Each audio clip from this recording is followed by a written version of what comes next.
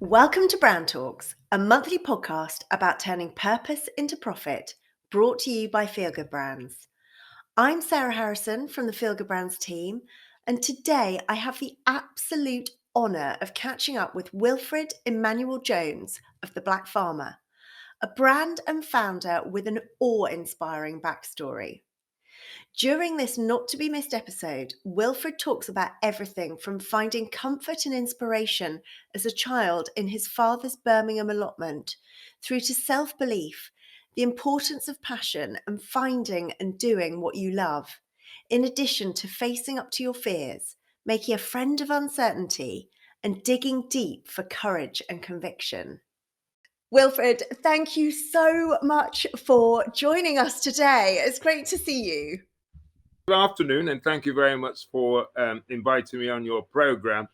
And if our brief meeting is for anything to go by, this is going to be a really interesting chat because you're a real enthusiast, and it's always nice to meet an enthusiast when we start talking about brands and marketing. Well, thank you so much for that, Wilfred. I mean, I am a massive enthusiast when it comes to the Black Farmer brand because so we had these for supper last night. These are absolutely my all-time favorite sausages. So I've actually been gluten-free. This is about you today, not about me, but I must just set the scene.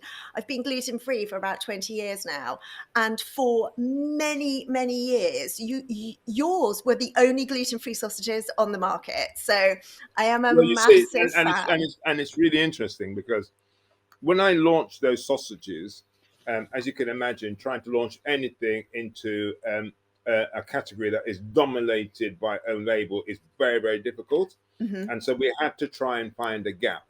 And the only gap that we could find, and it was through a little bit of research that said 1 in 100 people have some sort of wheat intolerance. And I thought that was the gap. So what I wanted to do was I wanted to produce a mainstream sausage that was also acceptable for people with wheat intolerance, rather than what was happening before.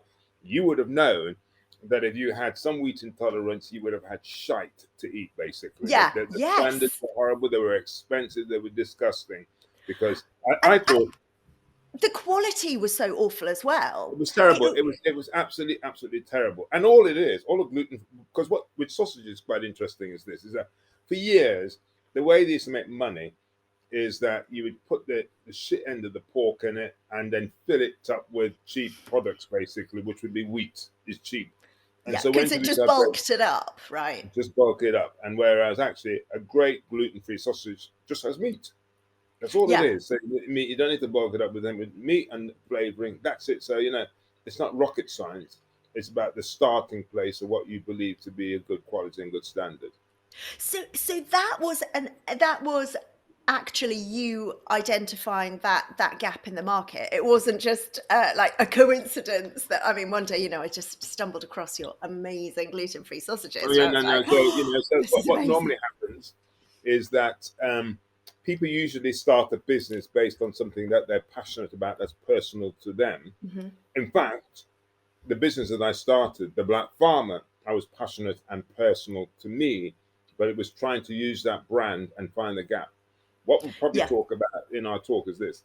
I'm a great believer that if you have a great brand, it doesn't matter what you sell because people do not buy what you do, they buy your why you do it. And I say to people, 100%. this is Simon Sinek saying, but there are tons of sausages out there, and I'm sure these sausages are cheaper than mine, better than mine. So the question is, why are they buying into the Black Farmer sausages? And it ain't about the product. We have fantastic quality sausages, as you've just sort of testified to. It's about what we stand for as a brand. That is what people are buying. I And so far want to ask I told you I you've never. want to ask you all about brand and how brands can help with social change. And there's so many incredible initiatives that you guys have done kind of on your packs recently. So I want to dive all into all of that, Wilfred. Could we just go back to the beginning? I know your story and your backstory could be an entire podcast in its own right. I know that. Having researched you, I mean, it is just an incredible story. but could you just give us just a little bit of an overview? So the business was born in 2004, wasn't Oh yes, it? so let me just Could you do a just do a quick one. So give us an I, overview? I am of the Windrush generation. I am one of those children that came over. I didn't actually come over on that boat, but I came over at that in that period. And mine is a classic story. My parents initially came to this country first, and then I joined them 3 or 4 years later. And I was brought up in a place called Small Heath in Birmingham, and that was a shithole. I've left that area many years ago, but it still has left an awful stain on my on my heart, as it were, because there's nothing worse in life than to be brought up in society's dustbin heap. And that there's 11 of us in my family, so I've got 8 brothers and sisters, including my parents, is 11. We lived in a classic two-up, two-down terrace house, three to a bed, and we were very poor. And as a way of supplementing the family income, my father had an allotment. And this is the important part of my story, is that as eldest boy, it was my responsibility to look after this allotment. And this allotment really became my oasis away from the misery that I was surrounded by. And I loved it so much that I made myself a promise that one day I would have my own farm. Now, it took me 40 years to get into the position to get that farm, but you need to start off in life, whether that's in your personal life, whether that is with a brand, whether that's marketing. You have to have the courage to be audacious, the audacity to believe that you can be bigger than anybody could ever imagine. Now, the challenge we have being British is that audacity isn't something that is celebrated in this country. We shy away from it, don't we? Well, you're being nice about saying shy away from it. We tend to try and pull it down with people getting above their sort of station. So any entrepreneur, anybody out there doing their own thing, I really celebrate them because they've had to overcome a lot of pressures, a lot of people saying no, a lot of people being sort of doubtful. For anybody that has the courage to say, I'm going to give this a go, I celebrate them because, it's not an easy task to do. Now, what is very important from the day I decided that's what I wanted to do was to get my own farm. Everything I subsequently did with my life was to get into a place to buy that. And that's a whole different story altogether. But the important thing for me is that you have to have the courage to speak it, put it out there, because you will never do it on your own. You will never achieve anything on your own. By putting it out there, people will come your way. And my career is that I left school at 16. I could hardly read and write. I'm dyslexic. People have a much better understanding now of dyslexia. Back in the day, I was just regarded as one of those difficult kids, and those were the days when they were allowed to cane you. You wouldn't get away with it, but you used to get caned. Wilfred, don't. Oh God, yeah, but it didn't do me any harm. And then, as a way of getting away from home, I joined the army, not because I had any wish to be in the military, it's just to actually try to get away from home.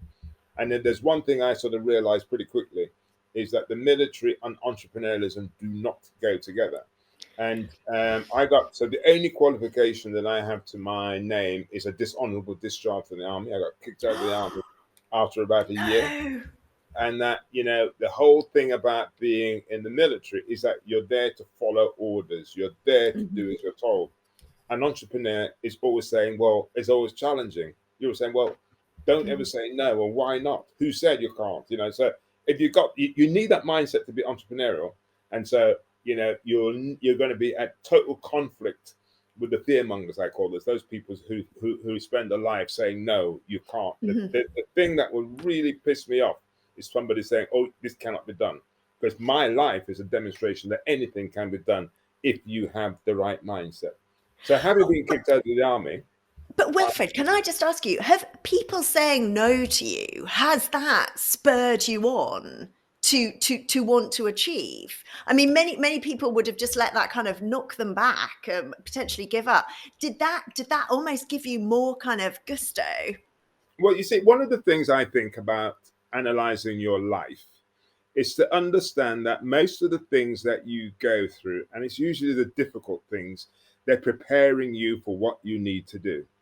And when I look back at my life, and it was a pretty difficult, hard, tough life, but actually, what it was doing was preparing me to be an entrepreneur.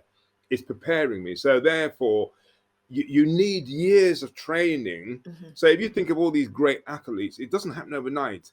It's that they train, that then becomes sort of instinctual. So the deprivation that I suffered, the challenges that I had all of my life was preparing me, getting me ready for what I eventually did. So adversity is a central preparation to be an entrepreneur. Suffering is essential. So when you're then on the path of where you want to go, you've got the tools, you've got the emotional tools that you need to help you through it. And so for me, for example, when I got kicked, so you think about it, I got kicked out of the army, dyslexic, got kicked out of the army. In those days, if you were a failure at everything, the only option, believe it or not, was catering. So I went to the local catering college in Hemel, in Halesowen, and luckily I took to it. You know, it was I wasn't working in any glamorous hotel or restaurant, because in those days, you know, there was no glamorous sort of restaurant. There's no celebrity chefs, and so I was flipping burgers. Now, this is the other thing that's about my audacious story. That there used to be a very famous BBC documentary series on television called 40 Minutes. I used to love that program. And I said, you know what? I am going to go and work for the BBC as a producer director. So all of my next door, all of my family and friends thought, this guy is nuts, basically, because he could hardly read and write. Television is full of the Oxbridge types. This guy is absolute nuts. And I tell you what I did. Did everything that everybody normally does. I wrote to everybody hundreds and hundreds of letters. Nobody wrote back to me. Rang. Nobody would take my calls. Now at the time, the place called BBC Pebble Mill, big studio sort of complex, and they used to have sort of manual gates to let people in and out of the buildings. And the security guards hated getting outside, you know, especially in the cold, out of these buildings, over the gates. So I said to them, look, I'll do that, and I'll do that to you for free. So they just thought, well, you know, this black guy is going to do it for free. Let him do it. So I was there opening these gates for nothing for months and months and months for free. That then meant I met the cleaners who were cleaning the office. So I said, can I then come with you to clean the office? So they said, yeah, that's fine. So I then go and clean the offices with them. And then this happened. I met a guy, and I still remember his name. His name was Jock Gallagher. And you know, I was saying, and he was a producer, big guy at BBC Mill, producer. And I was saying to him, look, I really want to get into TV, and I want to do this and all that sort of stuff. So he said, come to his office, and he spoke to me for about an hour, and he says, look, you're not the type of person that we employ in television, because you know you don't have the education, and you've got a bit of an attitude problem. And he said, but I'll do this. He said, I will give you a 3 months contract as a general runner and to see what happens. Now, that man, having the courage to give me that break, started up a career in television. So, one of the important things as well, I say to any entrepreneur out there, find your guardian angel. Find your guardian angel. Every single thing that I've achieved in life, somebody has gone out of their way to give me a break. One of the things I cannot bear is human resources, because human resources is to filter out people like me. They just filter them. You know, it's about actually getting people that fit into a particular template and then Yeah. put them into boxes. Okay. Now so there's me, a guy with nothing, a job as a runner. You can imagine I worked my socks off. So I worked as a runner. I then went on to be a researcher, and then I went on to be a producer director. And my big claim to fame Wow. is that most of the big name celebrity chefs that you know, I gave them their first break in television. People like Gordon Ramsay, James Martin, Anthony Will Thompson, all of them, they had to go through me. Because another guardian angel was a guy called Peter Bazalgette. And he knew that these celebrities, these chefs were hard men. They were fucking tough men that didn't take any shit from anybody. And the Oxbridge types were being intimidated by them. Now, Yeah. I'm a guy from the fucking streets. And so these guys would take you outside to sort of problem out. And so my boss knew that I wouldn't be intimidated by that. Because, you know, I've had some fucking stand up fights with people to say, look, This is my shoot. I'm in charge. Shut the fuck up. Do as I You say. had the attitude, Wilfred, which is what was needed. Well, the attitude, and I was very, very good. And so your attitude works, but you have to be able to deliver. And so they knew that I was a bit of a bastard, but I'd make bloody good films. And so I traveled the world.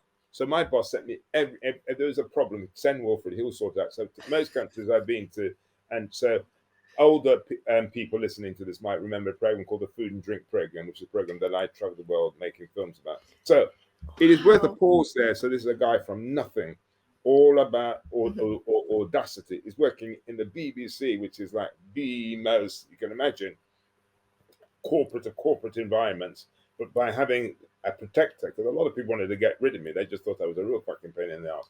But I had a protector. And then what's really interesting, then you would think that you should count your blessings, keep your head down, and be grateful for what you've achieved. But the moment you do that in life, you're in trouble.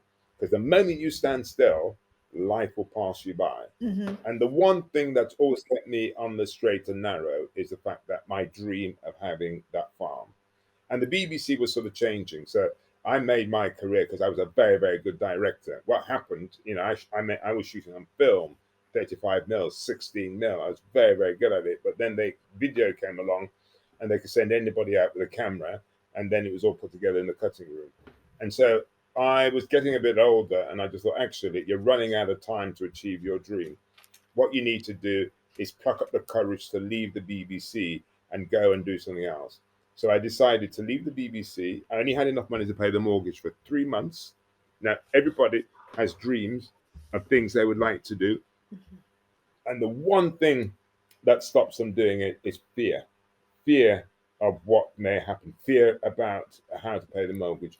Most people's lives, everybody's life is all about your attitude towards fear. Fear either makes you stand still, makes you go backwards, or you go on despite that fear. That's all entrepreneurs are. We know how to manage fear. We make a Yeah. friend of uncertainty. We don't let fear keep us standing still. So that's why people look at us and think they admire us, because they know we're not trapped by fear. So we feel the same thing. We feel the same thing. It's just that we act on it differently. That's all it is. There's no goddamn magic about us.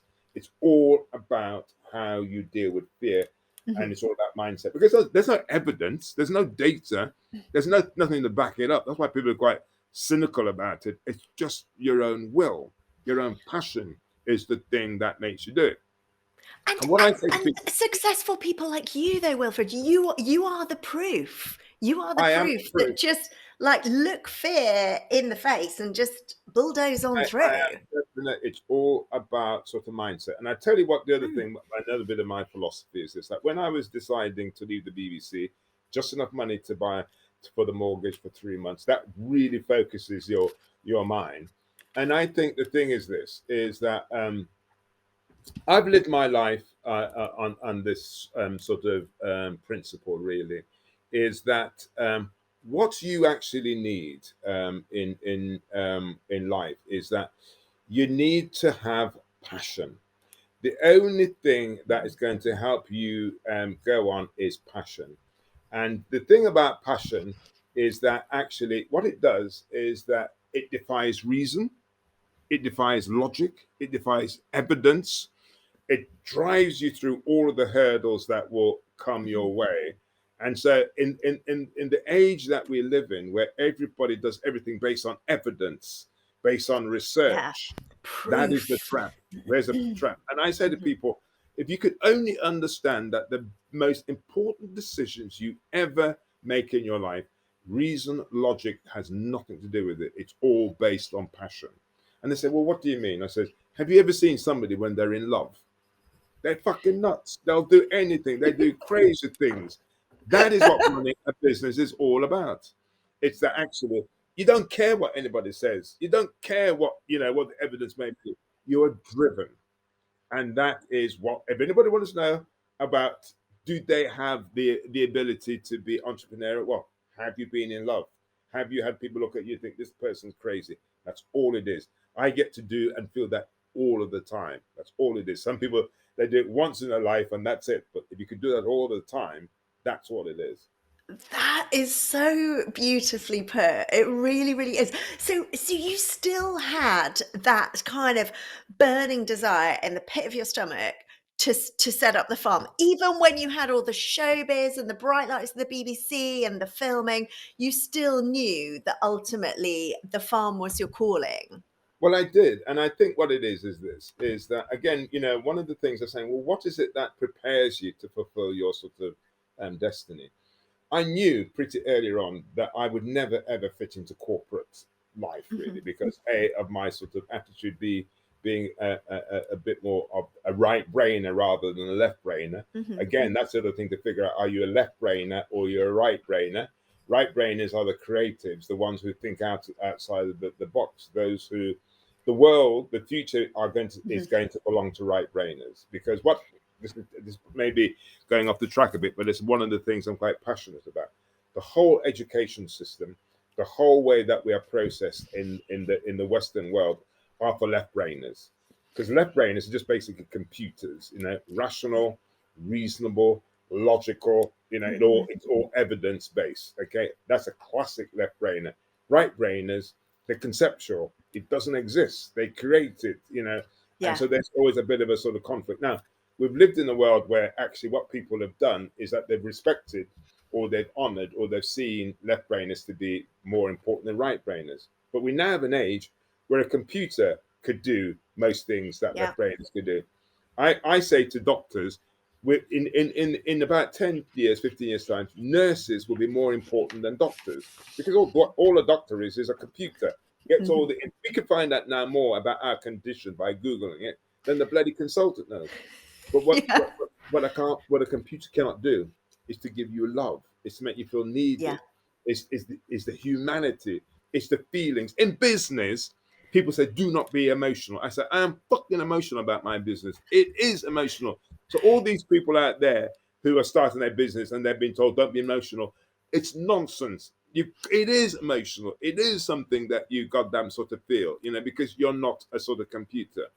One of Yeah. the things I'm absolutely pissed off. I mean, the amount of time I spend with my people, my young people, and I says, pick up the fucking phone and speak to people, because we now live in an Speak, age. connect. We're just emailing and They're a fucking pain in typing. the ass, and I say, look, we have technology that's made life easier, and that's why they do it. It's Mhm. quicker and easier. But you do not connect that way. Yeah. Us having It's this not the dialogue. same. Yeah, Yeah. the flick of your eye, everything is giving signals that we're living in a generation where people are starting to forget those things, and Mhm. therefore they're putting meaning into things that's written down. So all of those things are going to be fascinating. I think in my lifetime, people in their 60s and 70s are going to be recruited by companies just to teach the bloody young people how to goddamn connect.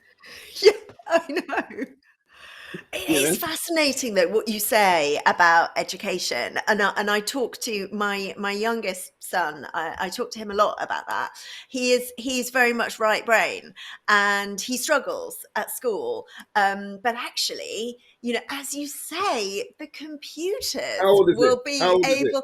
He's 10, Okay, fine. and Well, it's in the wrong school then. You see, and so what I think is this: is that it's a real passion of mine, dyslexia, because so many people get written up. They either end up in jail, they either mm, get forgotten, because the system is not geared towards right brainers. And so the one gift you could give your son is to make him feel special. Because at the end of the day, if there's anything that my life tells people, it's this: your qualifications means jack shit. It doesn't make any difference where yeah, your background, your college, all of that does not make any difference. The one thing that you need to have to help you through is a confidence of self. Because when you yeah, have a confidence of self, you could then make a friend of uncertainty. Because you say, look, I do not know what the future holds, but I know I have the ability to overcome and deal with it. yeah, That and is I the know fun. I'll be okay. I know I'll be okay. And Yeah, that, and again, so anybody wanting to be an entrepreneur, anybody wanting to do their startup, that is the sort of mindset, is that because you go through some dark times, when you're starting up, and you've got to keep reminding yourself that shit will keep coming at me, but I will be okay. I will find a way. It is fine not to know all the answers. So many yeah, people, they spend years coming up with a plan and getting everything worked out to every detail. My philosophy is that that's a waste of time. because things are going to come on your way that you would never have been able to predict. You'll never Yeah. be able to plan for. The only thing you can actually control is the way you will deal with things that will come your way. So part of training yourself to be an entrepreneur is to get yourself ready to know, how do you live with things that are suddenly left field? If for Yeah. all those people who believed in certainty, the pandemic suddenly came along and says, well, take this and Yeah. deal with this sort of stuff. So Now it's see how, yeah, yeah. now That is so true. Oh, Wilfred, I want you to I want you to go into schools and talk to children about this, because I think resilience is just, I mean, it's so important that our children are resilient, and there's so much going on about mental health and just taking this very kind of softly approach with children. But I'm kind of getting the vibe from you from earlier on at the beginning of our conversation, that old adage of what doesn't kill you makes you stronger, that yeah, feels almost like your kind of mantra. everything you do is like, for example, when I left the BBC and I set up my own food and drink marketing agency. Okay. And one of the things, I mean, I launched brands like Lloyd Grocery Sauces, Plymouth Gin, Cobra Beer, so they were challenger brands back in the day. Yeah, And so the reason why they came to somebody like me, because everything about me challenges convention. So, yeah, I was not afraid to do things that were challenging the conventions. An example of that, for example, one of our clients, Plymouth Gin, I don't know if you remember, there was a big eclipse, when we had the eclipse several years ago. was it like in the early 2000s, I want to say? 2000, or whenever it was, I can't remember the Hmm. date. But when I said, okay, fine, what we will do as our big brand strategy is that Plymouth Gin sponsors the eclipse. And people go, I no, you love can't. it.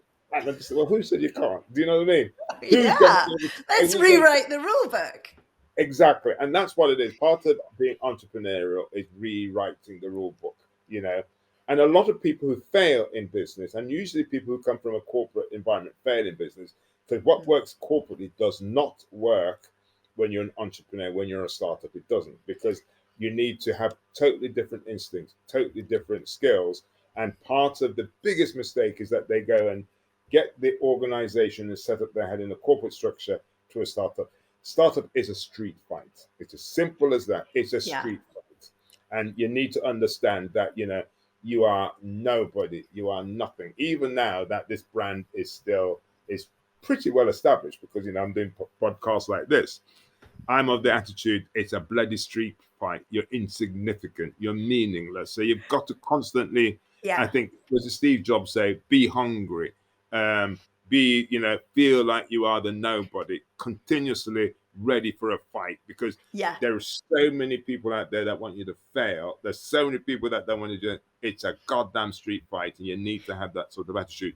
You know, a lot of people think it's going to be done through politeness and all that. So it ain't. It's a goddamn street fight. yeah, yeah. And that And resilience and passion, that just helps you power through that street fight, yeah, right? but yeah, so and resilience and that passion. It's about coming. It's about understanding that if you want it easy, stay as a PAYE. It is easy, but Yeah, if you want to change the world, if you want to do something, it's tough.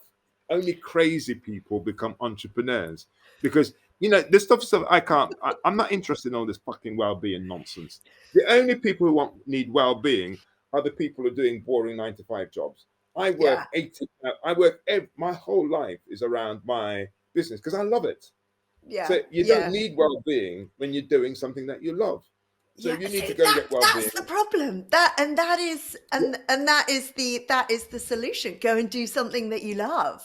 if you want good well-being, go and do something you love. The idea Yeah, that you work 9 to 5, then you're going to have your well-being weekends. You have your well-being. Bullshit. Do something that you love, and then yeah, that gives you all the well-being that you need. Because actually, it consumes your life. And any yeah, successful person, whether they're an athlete, what they do consumes their life, and they love it. So yeah. find what you love. It's really, really important, because that's the only thing that's going to carry you through. Do you know, I'm scribbling down so many of your quotes, Wilfred. It's just amazing. I'm so aware of time. I know that you have another meeting straight after this podcast recording, and I need to ask you a few bespoke questions that I know that Yeah. our listeners will absolutely love your entire story. But I want to just ask you a few particular questions, if that's okay. So obviously the Black Farmer range is and I know you do so much more than just meat and your beautiful sausages. You do, I mean, you have an entire, your website is just like a treasure trove of delights. You have your Christmas boxes and everything. But let's just talk about the Black Farmer products that we all know and love. You have distribution everywhere, basically, in all of the supermarkets.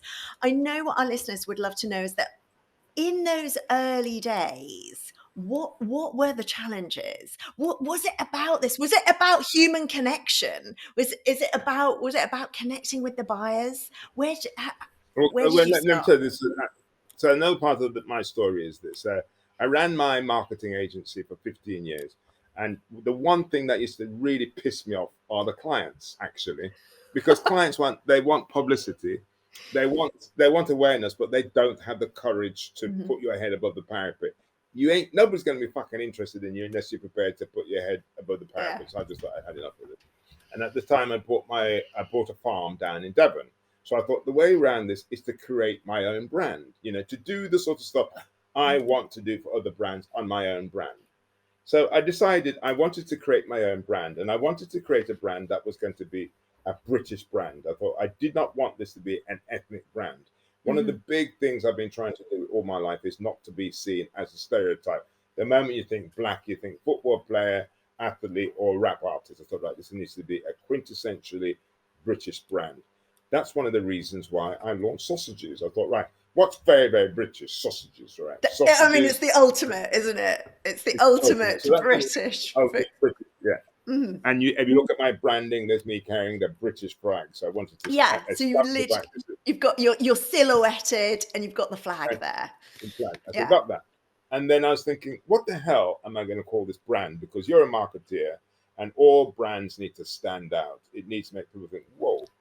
And I was, spending ages trying to think, what the hell am I going to call this? And then one day it came to me. All of my next door neighbors down in Devon used to call me the Black Farmer. And I thought, shit, this is a pretty good brand name. Not only is it a really good brand name, but it has an edge to it. People are not too sure about actually, is it politically correct? Can you actually say that? So even I was slightly a bit, concerned about it. So I thought, right, you know what I'm going to do? I'm going to go and test it. So I went out and did all the research. And this is a big, big lesson for all you fucking planners and researchers out there. All the research came back and says, do not call it the Black Farmer, because people will be offended, and that all the research said it was a big negative. So this is the lesson. Research will tell you what people were thinking yesterday. Research will tell you what people are thinking today. But research cannot tell you what people are thinking tomorrow. That is where you need to have courage. That is where you need to have conviction about what you're doing is the right thing. So all you people who are prisoners of research and data, that's a really important lesson to learn. You do not change things by going on evidence. You change things by an idea, a will, a thought. Really, really important. So if you're going along and just copying something like before, that is not the same sort of stuff. So I called it the Black Farmer. And then trying to get into the supermarkets was a fucking nightmare. Now, everybody has real issues, again, getting into retailers because, again, they just didn't understand the concept. Like a black farmer in Britain, because people, there were no black farmers, they thought, well, Oh my is it for God. Africans?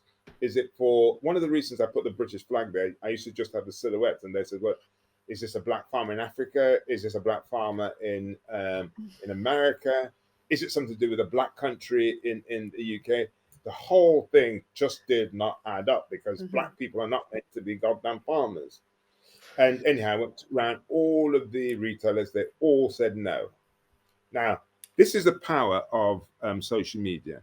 At the time when I launched the Black Farmer brand, um, Twitter didn't exist. Yeah, of Instagram course. didn't exist. Most of the things that we now take for granted didn't exist.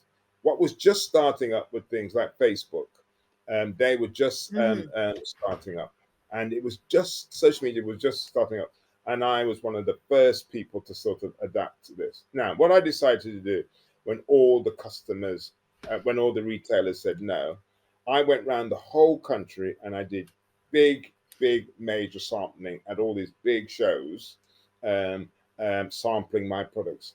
And the one Yeah, thing that I knew is that supermarkets don't give a shit about suppliers. The only people they fear are their customers. yeah. And what I did at the time, I put all the names of all the buyers and their telephone numbers on my website. A big no. You just don't do that. Okay, I did. I put them on my website, and I simply say to the customers, if you really like these sausages, Oh my write to God, I love the it. why aren't you listing the sausages? And as God is my witness, that's how I got my listing. So That that's is what I mean by that. amazing. And I give you another example. I can remember when I developed my sausages, the whole thing was to get them in Waitrose.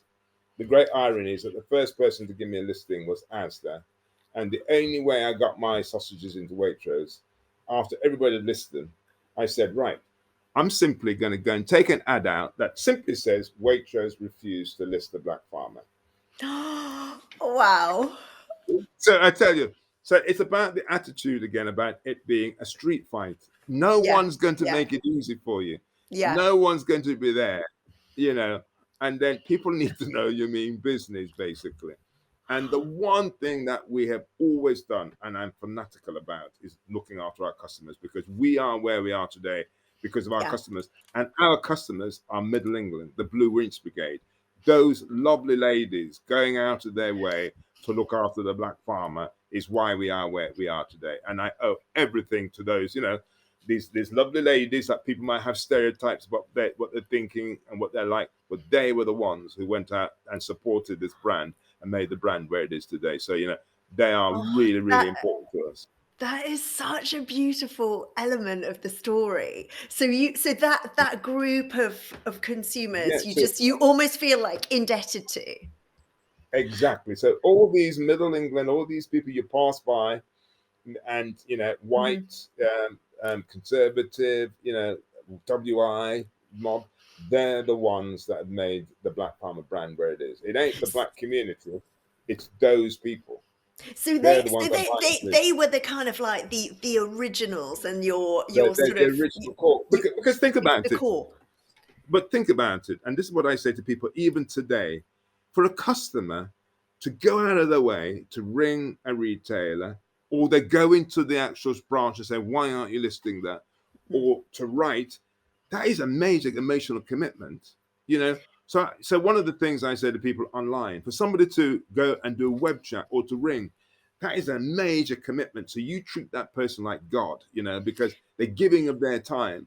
And all Yeah. too often in the age that we live in, that customer service, because I say to people, look, for somebody to buying stuff from us online, then that is a big commitment because they could get it easily, more convenient somewhere else.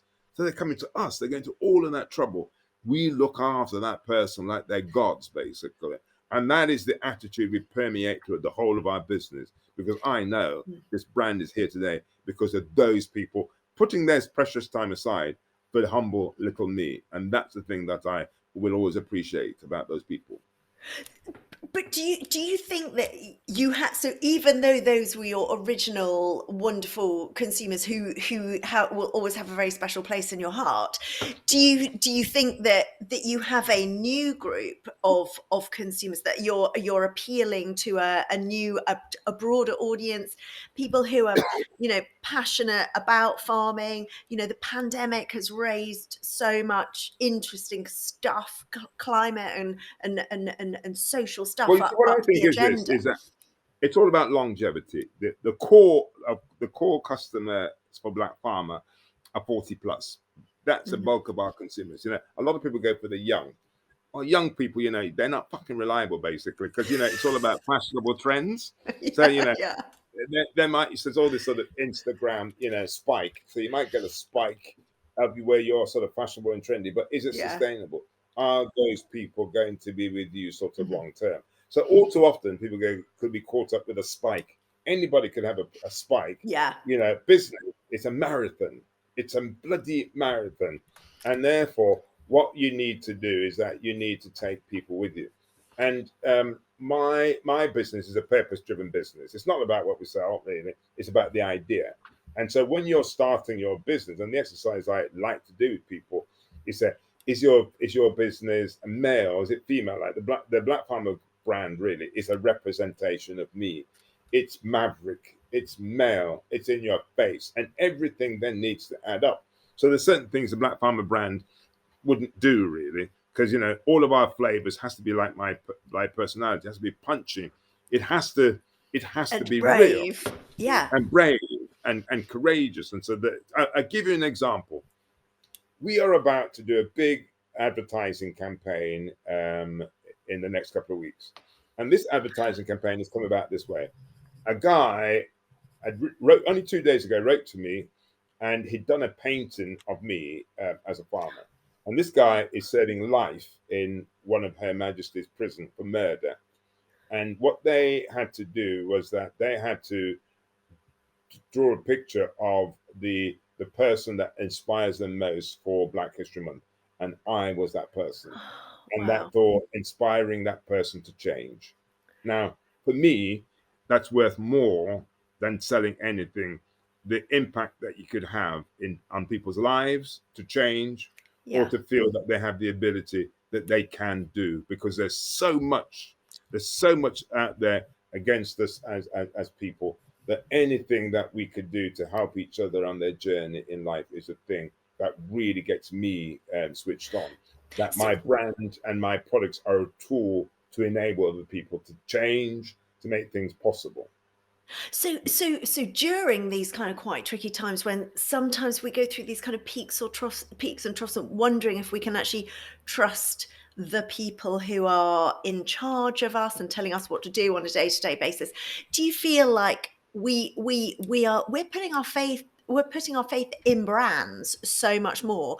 We trust brands potentially more than we trust politicians at times. I know that you've got a slightly political background as well, haven't you, Wilfred? But so I'm not pointing at any party in particular, but I just wonder if brands have more power. Brands have more to lose, right? Don't they? Because they could if they do something wrong, then consumers will just go somewhere else. But do you feel that brands kind of have the power to change society and to do Well, incredible look, stuff? well, it's not about sort of brands really. Everybody is in search of authenticity. That is it. It's a bit like Mhm. you watch one of these TikTok bloody things. You're trying to figure out, is it authentic or is it staged? We Yeah. have this need to be able to connect with what is real, what is authentic. Now, if it's, and there are tons of brands that the consumer sees through, and they're not there to try and make the world a better place. They're just there for convenience or as a commodity and all that Mhm. sort of stuff. But what brands can do is that they could help the public, or they could help the consumers have purpose in their life, make them um, feel as though they're being supported. What I would like to think is that the Black Farmer is that type of brand. And there's not many brands like me around. I am the brand. I think the big view in the past was that you don't really identify a brand to a living person. It's a created name. So if you look at most of the Unilever brands, they're created brands with lots of millions spent to them. There's not Mhm. many individuals that actually their ethos, their ideology runs through the brand. What I believe is that there's a real climate for those sort of brands now. People are in Yeah. search for people, the people who are buying into the Black Farmer brand, they're doing that as a deliberate choice that actually I'm going to buy my sausages from him. They might be a bit more expensive because actually I like what he stands for. He brings something new to Mhm. my life. The reason I'm here to do the podcast with you is to bring something to other people's lives. That is what I'm all about. It's not about the products. The products have to stand up, because if you're promising premium and you're promising all this great stuff, it's no good then giving people shite because they'll never forgive you. So you got to have Yeah. great products, but it's what else? That's the Yeah. key thing. You know, Yeah. how do you help to improve and change people's lives? Now, I want to do a plug for my book here before we run out of time. I've written a book called Jeopardy: The Danger of Playing It Safe, I was and I checking would it suggest that out. Yeah. you check into that, I was and checking that it is out on Amazon. It looks amazing. We'll put well, a don't link to it goddamn in the show notes. well, don't check it out, bloody buy it, actually, because anybody who wants to start up their own business, who's just on that journey, they should try that out. Okay, and there's just a couple of things I just want to get in here before I go, because one of the other things I've done since I've launched the Black Farmer, which is, as you said, is doing really well, and since Black History, since Black Lives Matter, we've had a lot more people wanting to engage in us, which I'm very, very grateful for. And you've And and you've done some amazing things on Pack there as well, haven't you? oh Like yeah, celebrating Black History Month with the faces of some amazing Black British heroes. And when I was in M&S just earlier on today, there was a pack of your sausages with you. I don't know how old you are in that shot. With you, as a just 4-year-old. as 4 years old, just pretty much when you came to the UK as a very small child. So these kind of amazing social stands and this social stuff that is just being kind of raised up the agenda is just Yeah. is Well, incredible. so and then what must be in November, we're launching a special what we call the poppy sausage, and the picture on that pack has been painted by a guy. His name's called Dougie. Did 3 tours of duty in Afghanistan and totally traumatized by the whole experience. The only way he manages to live now is once a week therapy and painting. And so I got him to paint the picture just again to remind the consumers that the sacrifice that some people make on our behalf, and to give him a sort of platform. And when I was talking to this guy, he was 21 years old when he joined the army, see some awful traumas. And I can remember saying to him, look, if I was your fairy godfather, for example, and I could make any wish you wanted come true, what would that be? And he said, well, what he would absolutely love is that to be able to go and visit his friend who lives in no, his friend in New Zealand, because the last time he saw his friend is when he had to accompany his friend's coffin on the plane because he got killed in Afghanistan, and that's his one big ambition. So, you know, those of us who've managed to come from society's dustbin heap to do well, I think it's a responsibility to tell other people's stories, to give other people a platform, and that's really what I want to do with the brand. Is that I'm in a position to be able to communicate, to do things for socially bigger things. Now, I run something called a hatchery because, as you can imagine, with my profile, I get inundated with lots of people with lots of ideas. And if I like them and it's a good idea, they can become part of the hatchery. And I've got some phenomenal successes. If this was, again, another podcast, I could tell you the story of these people who come to me and they've developed a business that are now 5, 6 million pound businesses, which is, in the space of 2, 3 years. And I've Wow. also just launched something that a lot of your listeners might be interested in, something called Flavor Post. And pretty simply, it's going to be like Etsy, and it's a platform for food and drink entrepreneurs, small companies who want to be on something. Come there, and it will be a place where people could come and buy things. It's free for the first year, but we've just launched that. So Oh wow. put that out there. I'll get all of these links from Gemma and I'll put them in the show notes. Yeah. So the hatchery and Flavor Post. So Flavor Post. flavor So for post. anybody who wants to get onto a platform where it, like Etsy, you could go and it's all going to be food and drink based. That's what it's all about. And they could go onto Flavor Post for free. And then once after a year sales generate, I mean, I think that'd be a sort of percentage that we take. But that is a big ambition. So you can see everything about me is how can we give back? How can I use my profile to help other people achieve the things they want in life?